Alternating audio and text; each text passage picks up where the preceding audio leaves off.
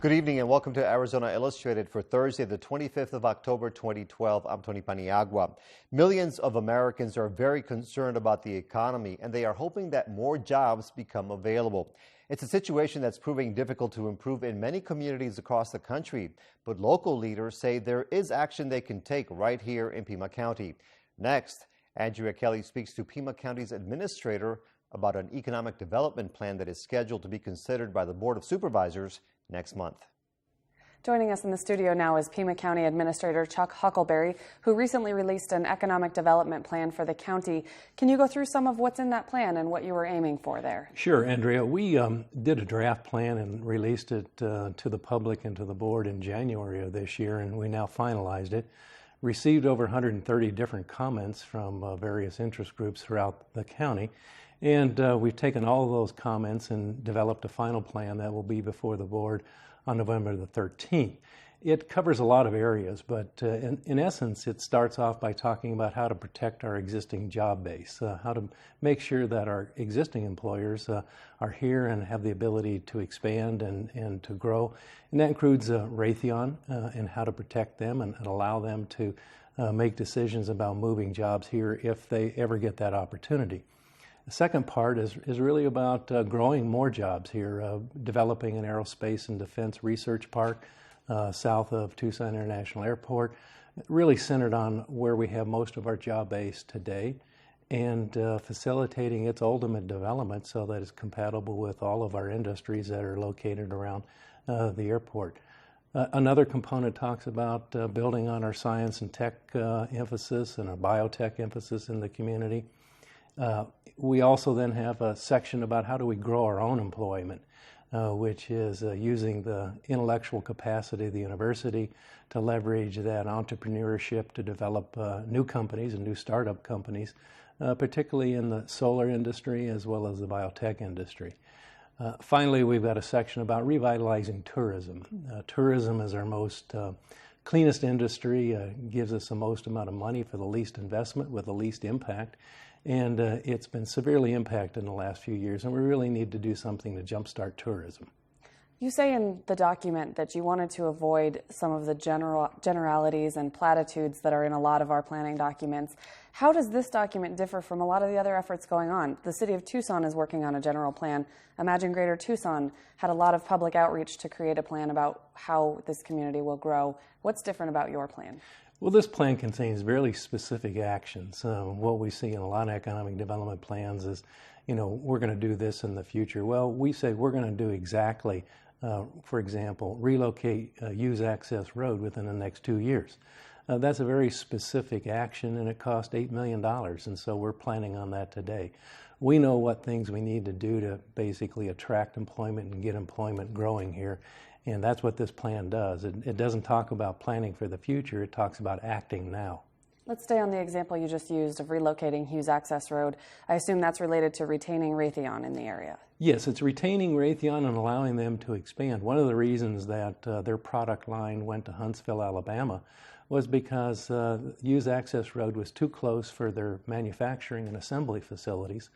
And so by relocating a half mile to the south, Raytheon now has a perfect opportunity to expand if their economics dictate that. Before, they were restricted because of safety concerns related to Hughes Access Road. That will no longer be an impediment.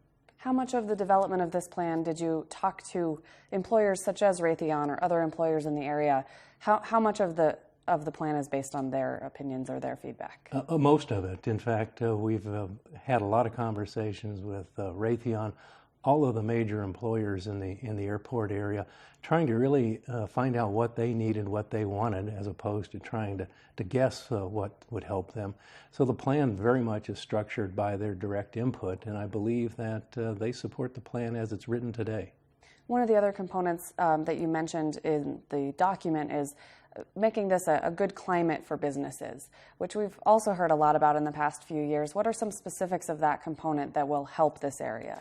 Well, several specifics. The first is that we've committed to a 5-day turnaround time on the regulatory review of our building permit process. Nobody else has done that. We will do that, and we will commit to it. The second is that We're building a new business one-stop center and staffing it to try and help small businesses. Just this last Friday, we opened the Veterans One-Stop Center, which is really trying to reemploy veterans returning from conflicts throughout the world and provide them with meaningful employment. We're also engaging the library system in literacy and training and job training to help employees gain more skills and to earn more income. So there's just a great number of real action-oriented items with regard to making Pima County more business-friendly. You also talk about some of the challenges, one of them being eliminating, something that you'll need to do is eliminate jurisdictional competition. How can you get there? You're one jurisdiction, one entity, Pima County. How do you get all the others to work together? Well, I think what our first goal is to make sure that economic development occurs in Pima County. We don't care whether it's in Sahuarita, whether it's in Marana, whether it's in Oro Valley, the city of Tucson, or an unincorporated area. Whatever happens in Pima County helps us all. And so what we really want to do is make sure all the jurisdictions understand that we're not a competitor. We're here to help each one of them grow and expand. And with that, we hope we can eliminate some of the competition that basically is not productive for any of us. You mentioned in the very beginning that this plan will go before the Board of Supervisors later this month, or in November. What is the date for that, and what is the process? Is that a public hearing? Yes, the date is 9 a.m. on November the 13th, a public hearing day for the Board of Supervisors, and this is a public hearing. Everyone is absolutely welcome to come down and provide their input, good or bad. All right, thanks, Pima County Administrator Chuck Huckelberry. Thank you.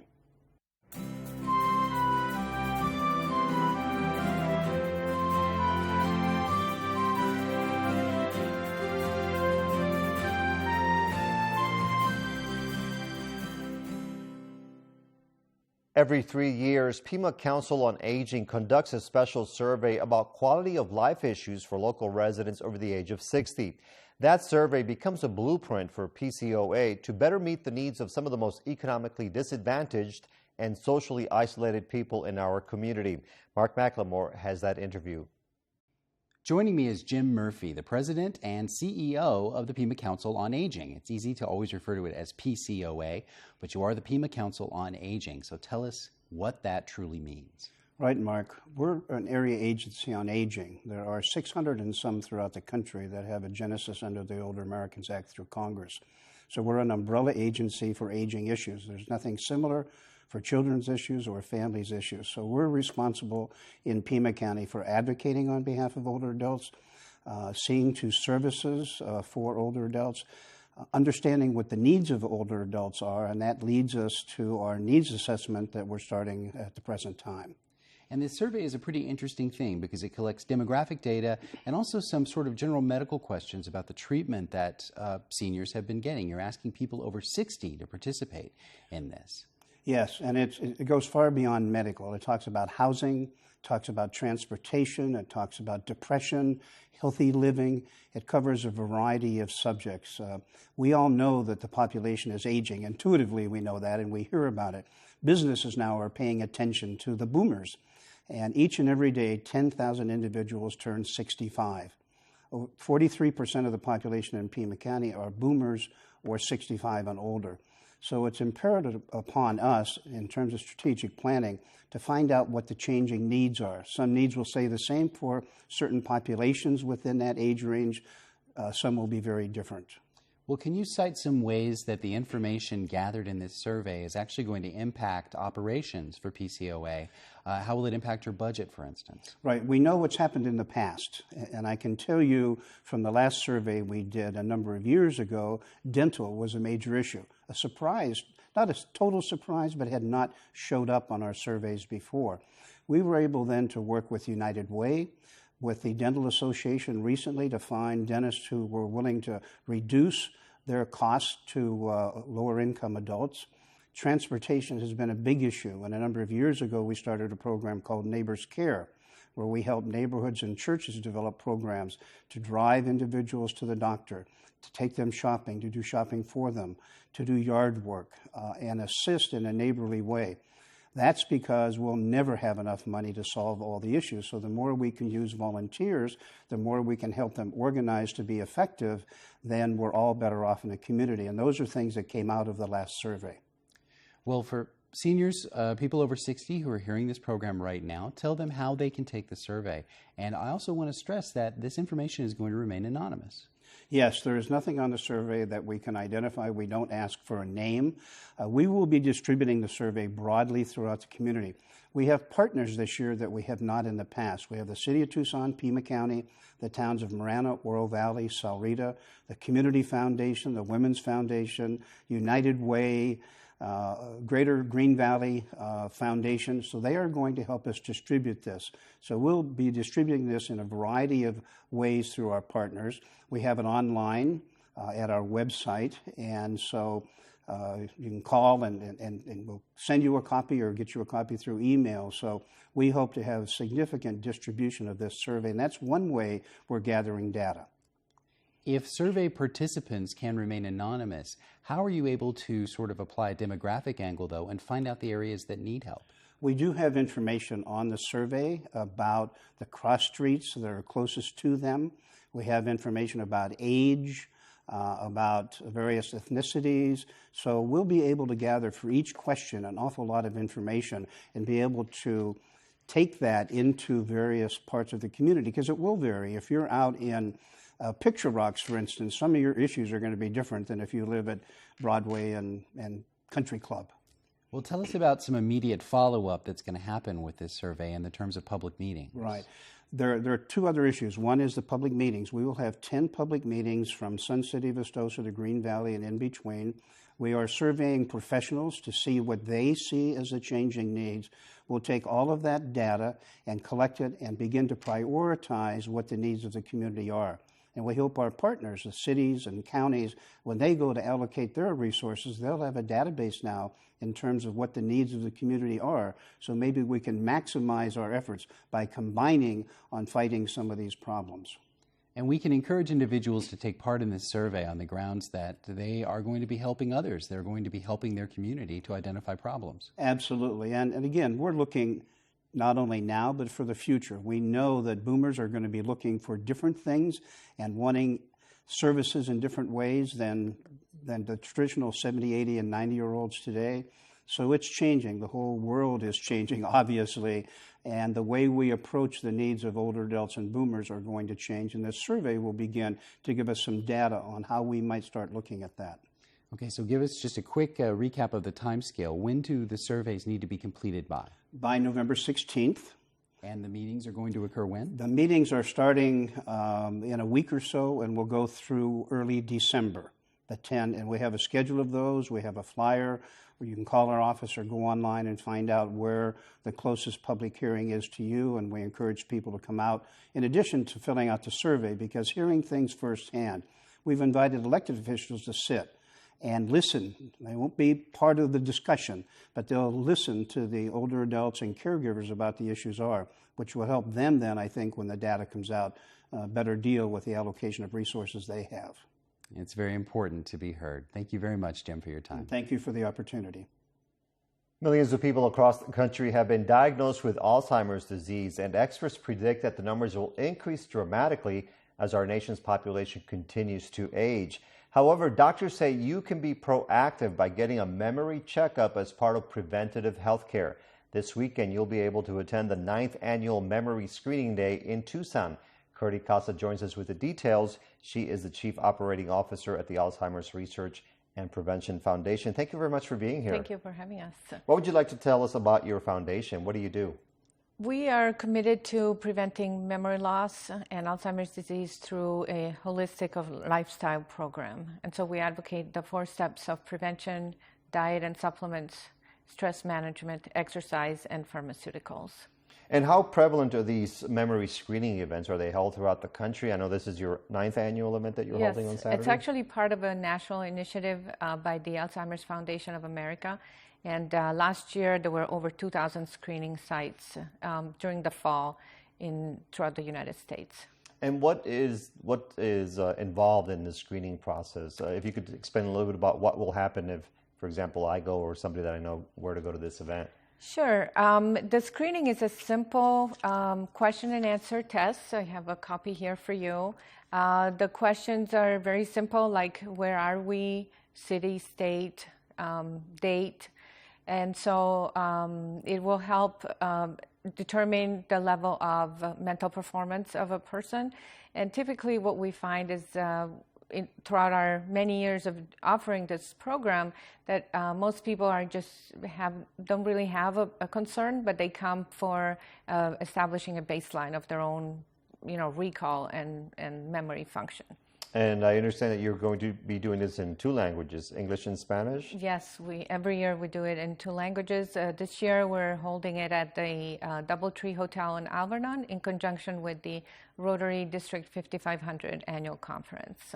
And how has the turnout been in the past few years? Any idea on the estimates? We have about 100 people coming every year, which is a great turnout. From the people that you've talked to in the past, do they know a lot about Alzheimer's? Are they trying to find out more? Do they have a relative? Any idea on how they identify with this? Alzheimer's is the #1 worry of aging and elderly, older adults and aging baby boomers. So everyone knows about Alzheimer's and everyone is scared.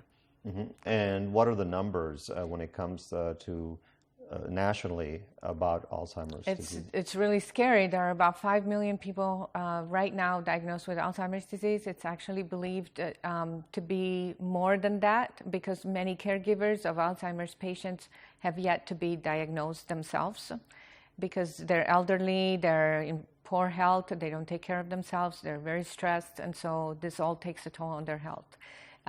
It's the 6th leading cause of death in the country.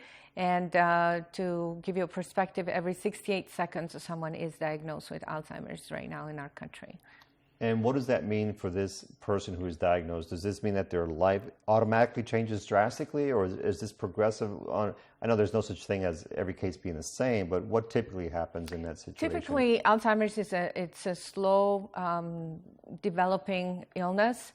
And when someone is diagnosed, it's typically when their symptoms are severe enough that they can't really have a regular life. So they can't balance their checkbook, they get lost driving, they forget names. So it is a progressive disease, but people that have a healthy lifestyle have been shown to progress more slowly.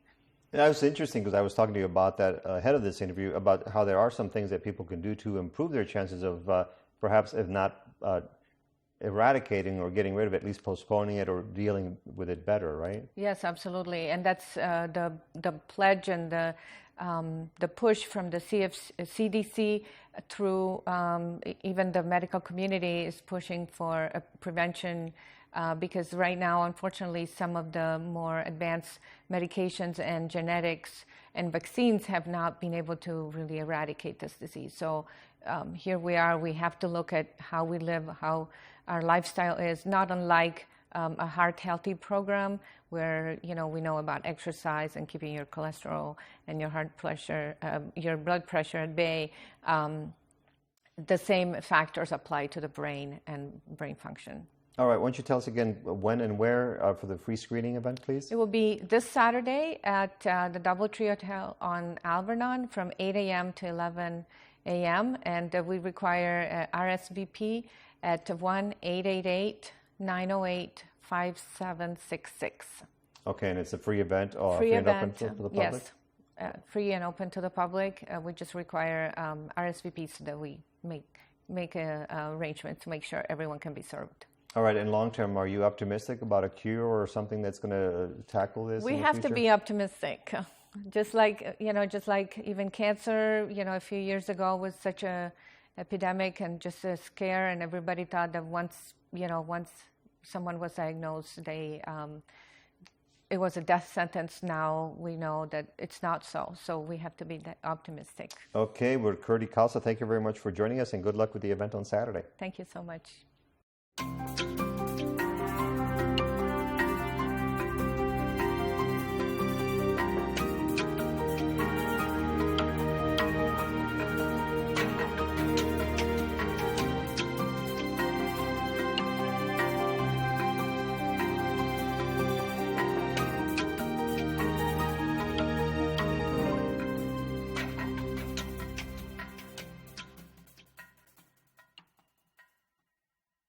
A growing number of people are cooking with native foods from their respective natural surroundings, and people in the Sonoran Desert region have various options. Next, Caitlin Harrington has an interview about the annual Mesquite Milling and Bake Sale Fiesta that is celebrating its 10th anniversary this year.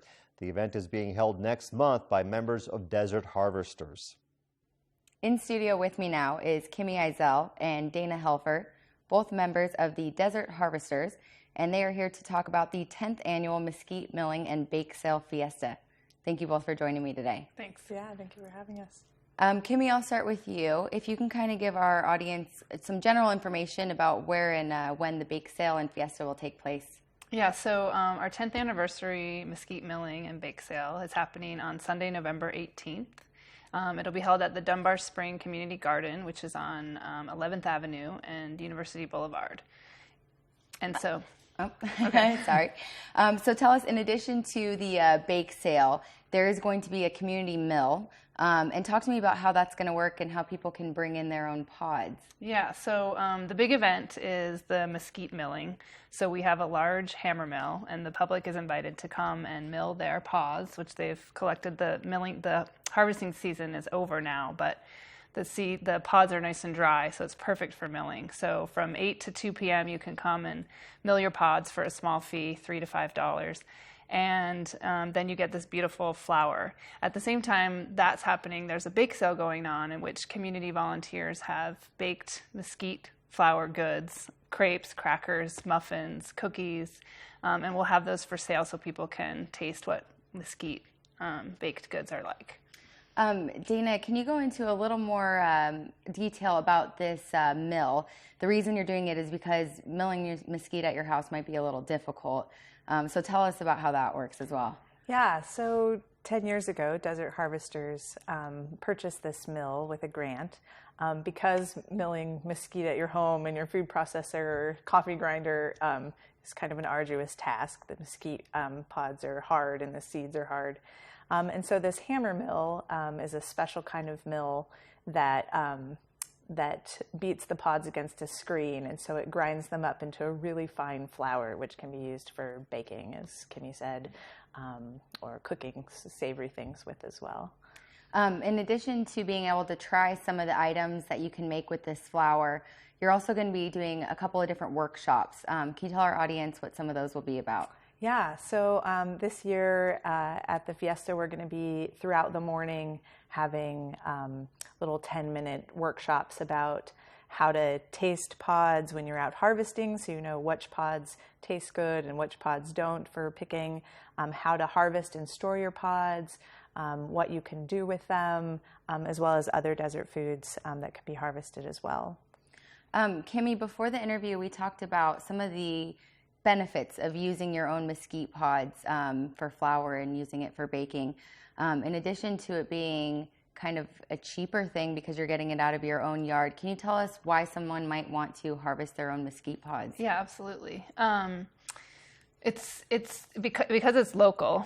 You can just go out in your backyard and pick it if it's the right variety of mesquite. The great thing about mesquite flour is also gluten-free.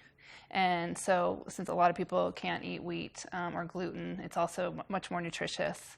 And what we try to do at Desert Harvesters is really teach sort of the whole cycle. So it's not just about getting a pod and turning it into flour, but it's about looking around your landscape, what kind of trees are local. So we also really promote planting native velvet mesquite trees in our landscape and using water harvesting earthworks to do that. So we're capturing the rain, we're planting the trees, we're helping the tree grow, and then we're picking the pod and turning it into food. So we really like to celebrate this idea that the desert is abundant. And so part of what we do at Desert Harvesters is show that to the public with this event. While this event has a high focus on the mesquite, Desert Harvesters also works with a variety of different plants. Can you talk to our audience about some of those that they might be able to find in their front and backyard? Yeah, well, prickly pear, most people know. You can harvest the pads of the prickly pear as well as the fruit. Cholla, you can harvest the buds of the cholla. You can harvest palo verde seeds. You can harvest ironwood seeds. You can harvest wolfberry. So there's a lot of food out there. You just have to know how to look for it and, wear gloves on occasion. So. Dana, can you talk to us about some of the examples that you brought here that you have in the jars on the desk? Sure. We have one of the things that we'll have at the fiesta is sort of a display of lots of different desert foods and pod varieties. This is a velvet mesquite pod that has sort of a purple tinge to it. It's a little more uncommon than you find. And this is actually the mesquite chaff. So this is, after the pod is milled, there is a part of the pod that doesn't get ground up. And lots of people think, oh, that's just waste. But you actually can boil this and turn it into a syrup. Or some people brew beer with it. It gives a nice mesquite flavor to the beer. This is actually the mesquite flour that you end up with. And then these are just a sample of some mesquite cookies. Kimmy, for those people that might be a little timid to start cooking with the mesquite flour, can you talk to us about this cookbook that you'll have for sale? Yes, we're very proud of our Eat Mesquite cookbook that we produced 2 years ago. It's a community cookbook. So the community members contributed recipes, and then we had a special team who tested and tasted all the recipes. So there are almost 50 recipes in here, everything from scones to our famous pancake to stew, mole, pizza. I don't think the dog biscuits made it in here, but you can also make dog biscuits out of mesquite, and dogs really like mesquite. So it's a great tool for people who are new to the food to learn how to. We also have tips about how to cook with it, because it can be a little bit of a sensitive flour. So in here is all the information you need, and we'll have this for sale at the event. Ladies, I thank you both for joining me today, and we will link your website on our page so people can find out more about the event coming up. Great. Thank you so much. You can get more news and information on our website, azpm.org. To comment on any story you saw tonight, click on it online and go to the bottom. We can also be reached via Facebook and Twitter. Coming up tomorrow night, Jim Ninsel joins us with the Arizona Illustrated Political Roundtable. I'm Tony Paniagua. From all of us at Arizona Public Media, have a great night.